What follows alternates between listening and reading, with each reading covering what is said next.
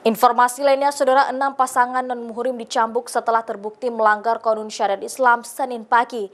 Sebanyak 12 muda-mudi tersebut terbukti melakukan perbuatan ikhtilat dan khalwat di salah satu penginapan di Banda Aceh.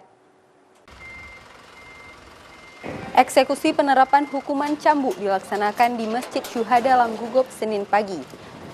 Sebanyak 8 terdakwa terbukti bersalah melakukan jarimah ikhtilat atau bermesra-mesraan yang diatur dalam pasal 25 ayat 1 Qonun Aceh nomor 6 tahun 2014 dan dijatuhi hukuman cambuk dari 22 kali hingga 25 kali cambuk.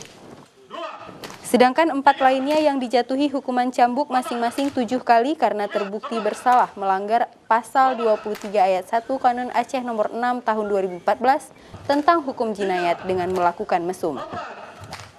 Eksekusi cambuk hari ini adalah sebenarnya berjumlah 7 pasang, 14 orang. Namun 2 pasang pihak Kajari naik banding. Kemungkinan pihak jaksa tidak puas dengan hasil pengadilan keputusan. Putusannya berapa, Pak?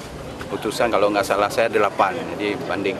Sebelumnya, Satpol PPWH dalam razia gabungan Januari yang lalu berhasil mengamankan 7 pasangan non-muhrim di salah satu penginapan di Banda Aceh. Namun 1 pasangan melakukan proses banding sehingga proses cambuk masih ditunda. Syahril, Kompas TV, Banda Aceh.